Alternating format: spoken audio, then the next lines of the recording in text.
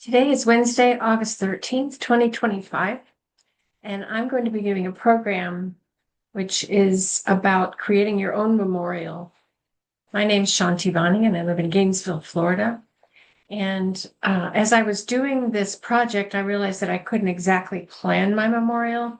I ended up looking at a lot of family photos and slides and letters and things that caused me to want to share a little bit about where I come from and who I think I am and where I think I might be going.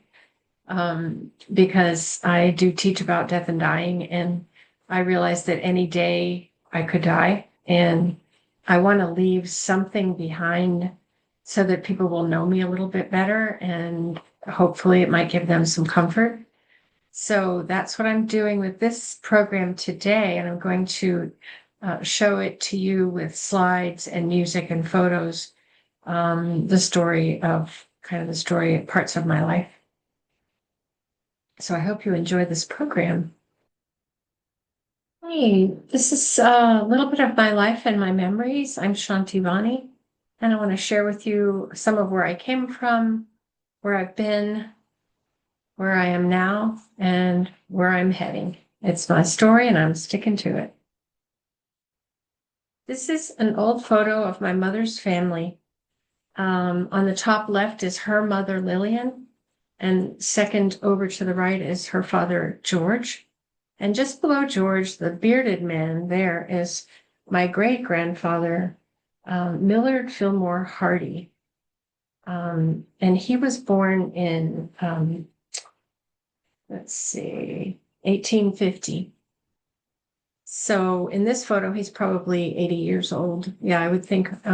Below him is my mom with the brown hair, Helen, and she was born in 1925. So yeah, so this photo must be around 1920. So just a little sense of my maternal ancestors. This is my grandmother Lillian as a young girl. And this is on the left, the girl with the brown hair is my grandmother on my father's side, and she's Dorothy Blackall. She was born in 1892, so I imagine this photo was taken in 1897 or so, because she was probably 5 years old. So it's kind of amazing to have such old photographs. And that's my grandmother, Dorothy. She's quite a lady, and my grandfather, Heman Judson Pettingill. And he was a Rotarian and a banker, and he did a lot to support local hospital projects. And then this is my parents, Helen and George, at their wedding in 1945. Now, her father had died suddenly and unexpectedly less than a year earlier in September of 44. So she had some sudden unexpected loss. But the World War II was going on, and a lot of guys felt like they had to jump into the service, and a lot of them, I guess, grabbed a bride and headed out. He was in the Air Force. There's Mom's bride wedding picture. She's a beautiful, beautiful woman. So very soon they started having a family, my sister Nancy, and then I came along in 1951. Nancy was 1946. And there I am. One of my newest great-grandchildren looks to me very much like I looked like when I was a baby. That's cool. So my first 2 years were in Liberia, and then we lived 2 years in Ethiopia. So then my brother came along. There's Dick, the four of us with Mom. In growing up, we had a summer house in Goose Pond, which was a beautiful place in Western Massachusetts near Lee. And we built a house out of redwood over the lake. And so this is in the process of building the house. We had a sunfish. We had a beautiful time in the summers. And this was in I don't know if it was the late 50s or throughout the 60s. They built a nice stairway up to the house. We had a tree house, a lot of good memories from those times. This is me with my sister and my mom. So I must have been about maybe 9 or 10. I guess Nancy was about 14 or 15. And this is in high school. I had a wonderful art teacher, Mr. Jacquier, and he made me feel really connected and deeply loved. And we had a good time in high school. So in 1963, when JFK was assassinated, I was in middle school, and we were all shocked to hear that news. And I think they sent us home early that day. I don't know. I remember walking home from school and being just really devastated. But what I always remembered from him, and it really stuck with me to this day, was ask not what your country can do for you, ask what you can do for your country. And I think of that in ask not what your family can do for you, ask what you can do for your family. Very important words. And in the 60s, we had a lot of unrest with the civil rights movement and Martin Luther King. So he made a huge impact on me as well. Um, and I guess, I went to the Poor People's Campaign and I marched and did a lot of activism in the 60s in my high school years. Um, so he said, injustice anywhere is a threat to justice everywhere. And those words will always hold true. Oh, yeah. So I want to tell you about a thing that happened in my senior year in high school.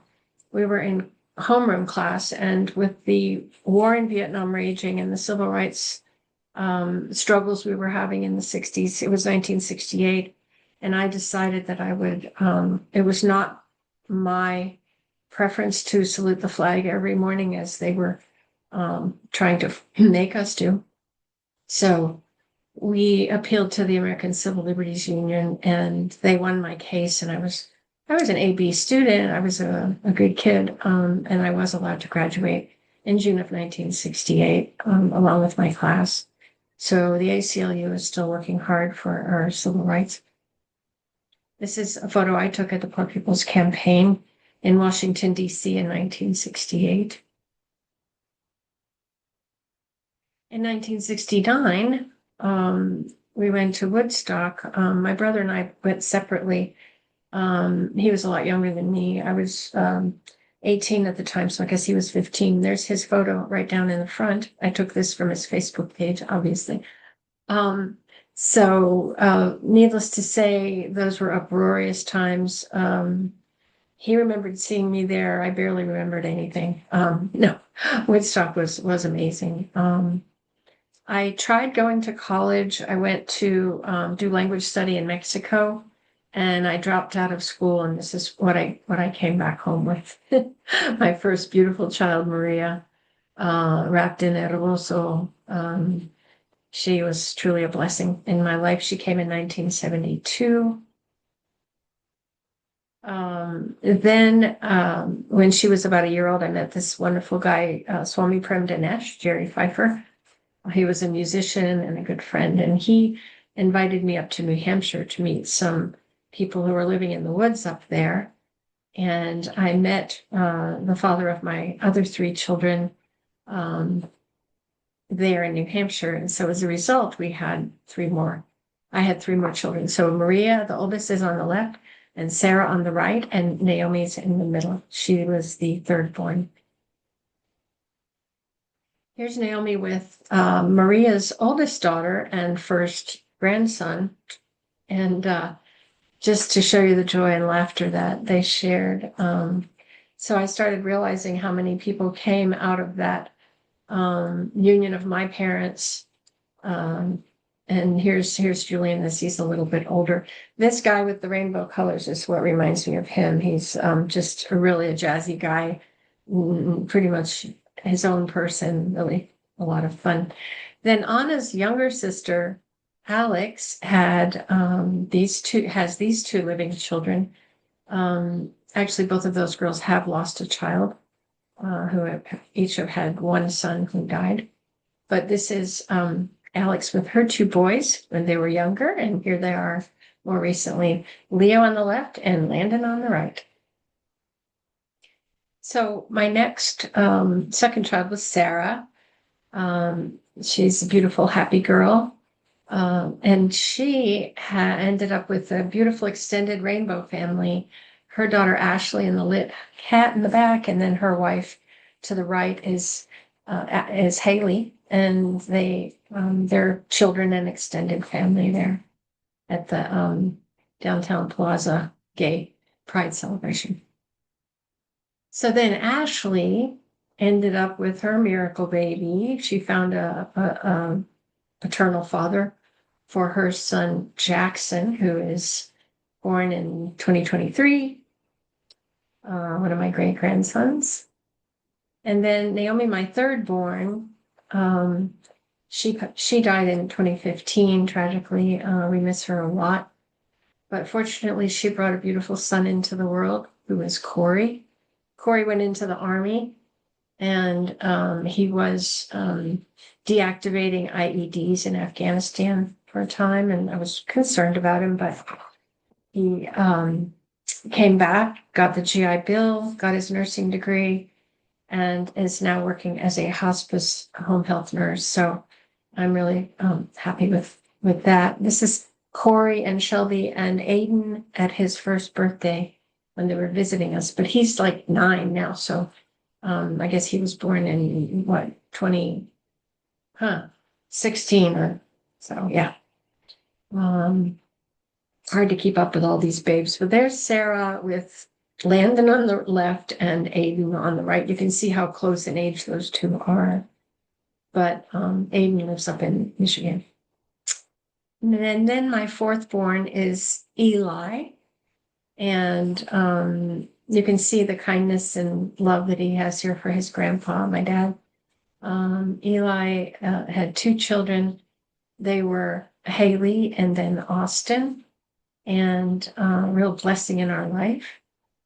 And now Austin is a daddy of this beautiful little girl, Haven, who was born in 2024 in October.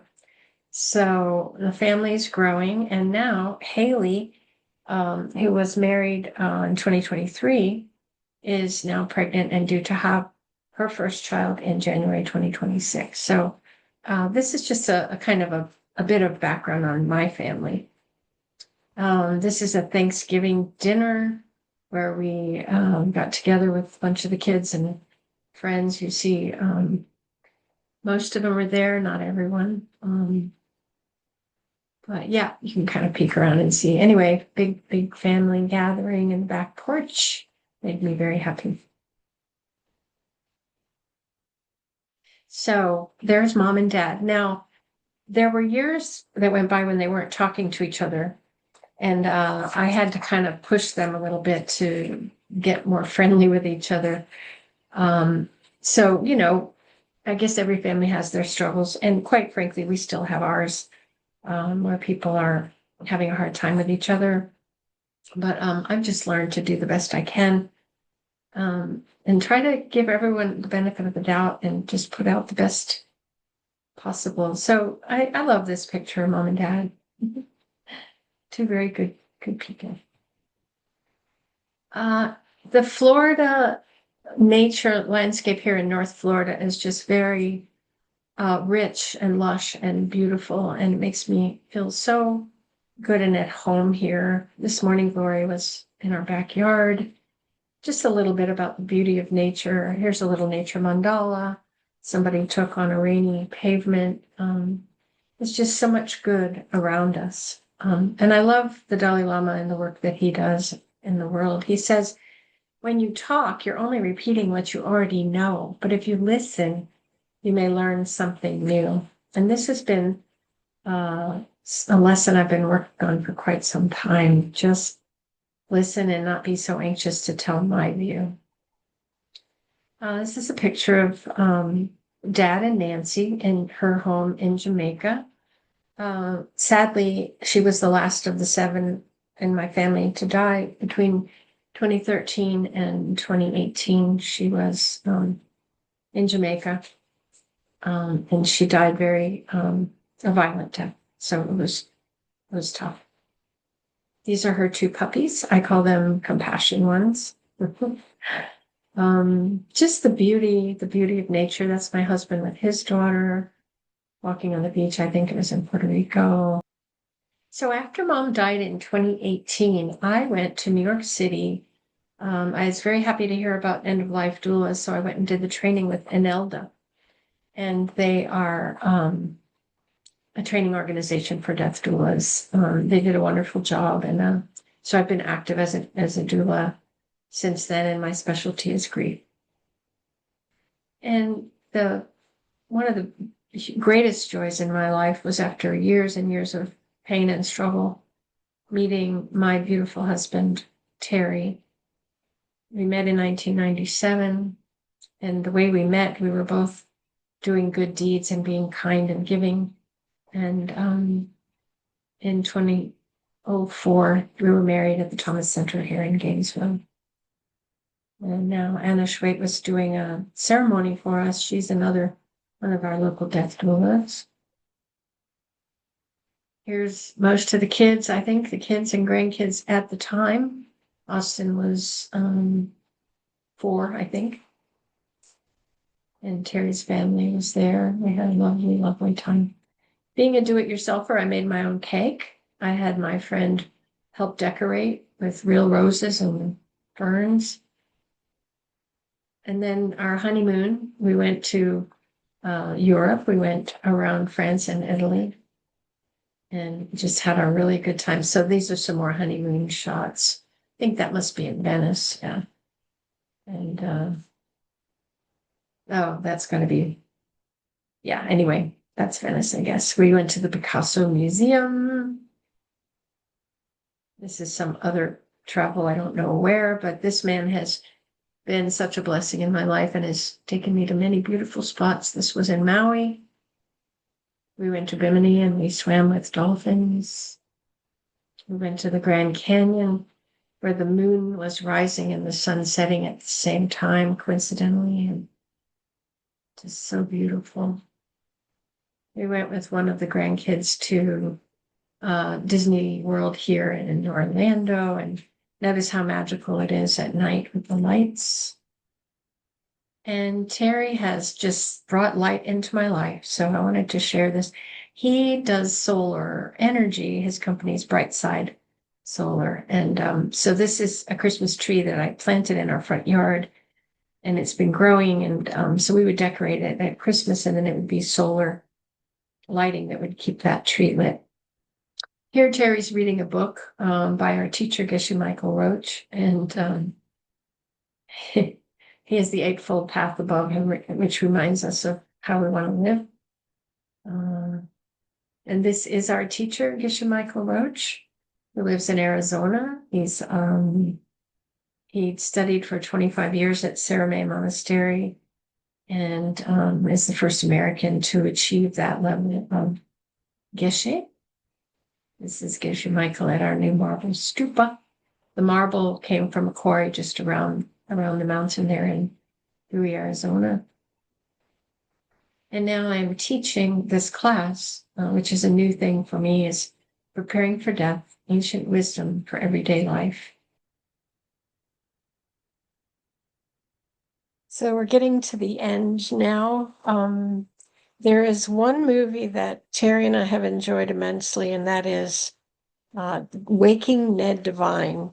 And this is the toast to Ned Divine, and it's called The Parting Glass.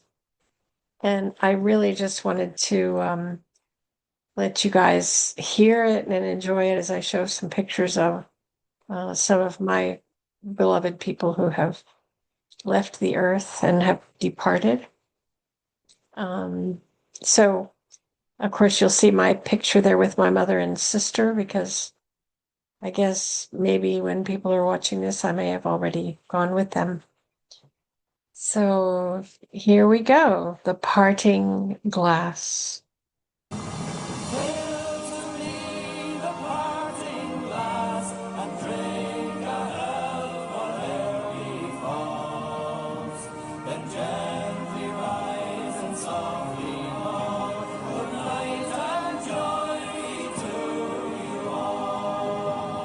Of all the comrades that e'er I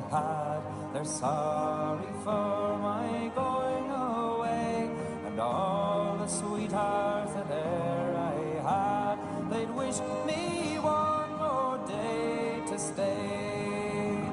But since it fell into my lot that I should rise and you should not, I gently rise and softly call, good night and joy be to you all.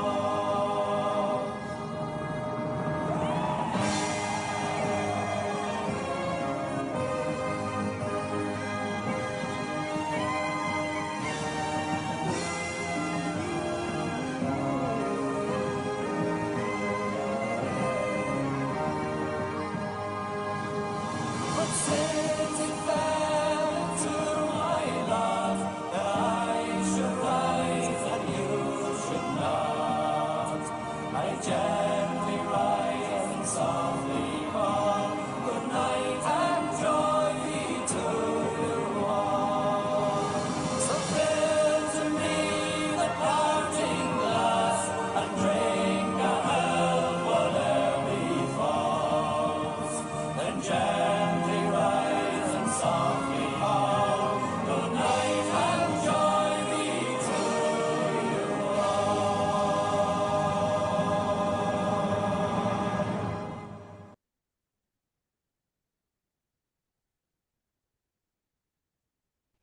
So I want to thank everyone for being here and for watching my story.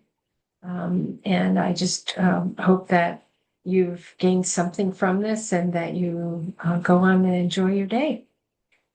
Okay, thanks.